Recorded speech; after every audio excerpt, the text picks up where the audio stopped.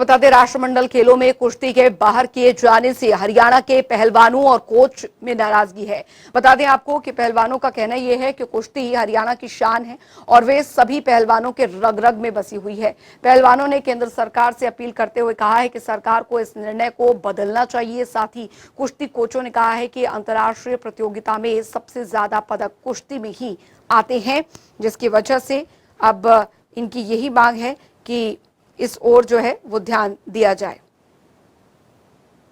तो राष्ट्रमंडल खेलों में कुश्ती को शामिल किया जाए।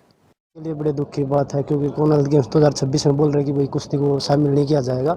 तो सभी इंडियन के लिए और इंडियन रेसलिंग के लिए बड़े दुख की बात है।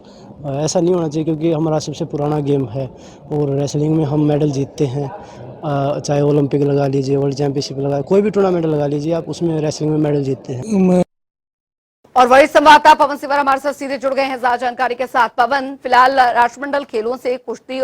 जो है उसे बाहर किया जाना और शूटिंग को अलग किया जाना जाहिर तौर पर एक खिलाड़ी के लिए बहुत बड़ी बात ये हो जाती है कि जिसके लिए वो हमेशा से प्रैक्टिस करता आया है और ये एक बहुत बड़ा एक प्लेस होता है जहां पर वो इस अपने गेम्स को खेलते हैं, लेकिन वही अगर राष्ट्रमंडल खेलों में नहीं शामिल किया जाता तो जाहिर तौर पर दुख भी होता है।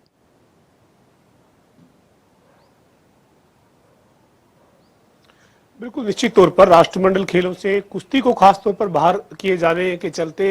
हरियाणा के जो पहलवान हैं और हरियाणा का जो पूरा खेल जगत से जुड़ा युवा है उनमें इसको लेकर नाराजगी है और ये कहना है उनका कि कुश्ती जो है वो हरियाणा की एक तरह से पहचान बन चुका है और कुश्ती में जो वो मेडल है वो देख लीजिए आप, चाहे कॉमनवेल्थ की बात करें या फिर एशियन गेम की बात करें या ओलंपिक की बात करें, हर स्तर पर जो हरियाणा के पहलवान हैं उनका दमखम जो है वो पूरे विश्व ने देखा है। और ऐसे में राष्ट्रमंडल खेलों से कुश्ती का बाहर किया जाना हरियाणा के पहलवानों के लिए, हरियाणा के खेल प्रेमियों के लिए एक बड़ा झटका है। हरियाणा के जो गृह मंत्री हैं अनिल विज, जो पहले पिछले कार्यकाल में हरियाणा के खेल मंत्री भी थे, उन्होंने भी इसके ऊपर चिंता जाहिर की है और अनिल विज ने केंद्र सरकार से इस मामले में हस्तक्षेप करने की मांग करते हुए कहा है कि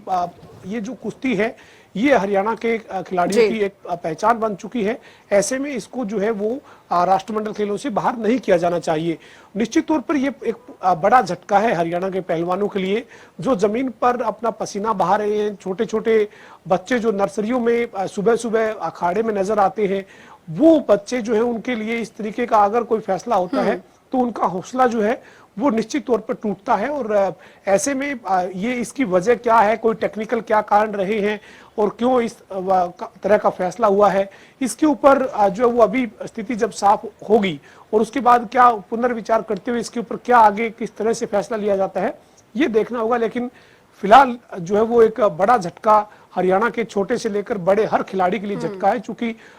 खिलाड़ियों के नाम पर और खेलों के नाम पर हरियाणा सरकार की, चाहे मौजूदा सरकार की बात करें, पूर्व की सरकारों की बात करें, हर वक्त नीतियां बनती रही है हरियाणा के खिलाड़ियों के लिए और खेलों के लिए। हरियाणा में जो भी सरकारें रही है अपने अपने तरीके से बेहतर करने का प्रयास करती रही है और हरियाणा के खिलाड़ियों ने भी देश का नाम जो है वो पूरे विश्व में जो है वो लहराया है, उस नाम जो है उसको एक तरह से ऊपर लेकर पहुंचे हैं। तो ये जो फैसला है इसको लेकर खासी नाराजगी देखने को मिल रही है। जी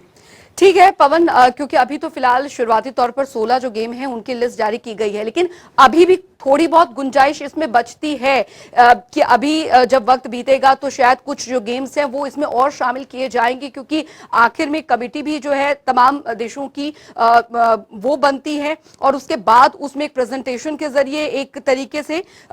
इन खेलों को या कुछ खेल जो अभी बाहर रह गए हैं उन्हें शामिल किया जा सकता है और एक बहुत बड़ी भूमिका जो है वो भारत दर्ज करवा सकता है, क्योंकि अनिल विज ने भी आपने बताया जिस तरीके से कहा है कि इसको लेकर हम आगे बात करेंगे।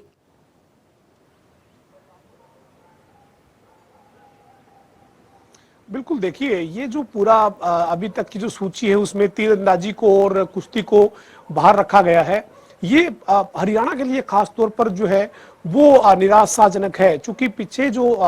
ओलंपिक में मेडल जो है वो जो देश को एक मेडल मिला तीरंदाजी में मिला और वो हरियाणा के खिलाड़ी जो हैं वो उसमें तीरंदाजी में मेडल लेकर आए हैं। तो इतने बड़े ओलंपिक स्तर पर जब हरियाणा को तीरंदाजी में मेडल मिलता है, देश का नाम जो है वो मेडल की टैली में आगे बढ़ता है, तो तो निश्चित तौर पर ये तीरंदाजी का नाम भी फिलहाल इस सूची में नहीं होना और कुश्ती का नाम नहीं होना हरियाणा के खिलाड़ियों को निराश करने वाला है ही, और साथ ही हरियाणा के हर व्यक्ति से ये प्रदेश के खिलाड़ियों की भावनाएं जुड़ी रहती है। तो पूरे प्रदेश में चाहे वो खिलाड़ी हैं या खिलाड़ियों के परिजन हैं या बाकी जो खेल प्रेमी हैं, उनके लिए सबके लिए एक बड़ा झटका है। और हरियाणा के गृह मंत्री इसके ऊपर अपना ट्वीट कर चुके हैं, वो अपनी नाराजगी, अपनी आपत्ति दर्ज करवा चुके हैं। उनका यही कहना है कि इसके ऊपर पुनर्विचार होना चाहिए। तो देखना यही होगा कि दूसरी सूची आती है कोई या किस तरीके से इसके ऊपर क्या फैसला लिया जाता है, लेकिन फिलहाल के लिए एक निराशा जरूर खिलाड़ियों में बनी है। जी, बहुत बहुत शुक्रिया पवन सिवर इस तमाम जानकारी के लिए। फिलहाल अभी भी उम्मीद है कि शायद हो सकता है कि जो अगली सूची या अगली जो आगे चलकर जो गेम्स हैं कुछ एड ऑन इसमें किए जा सकते हैं।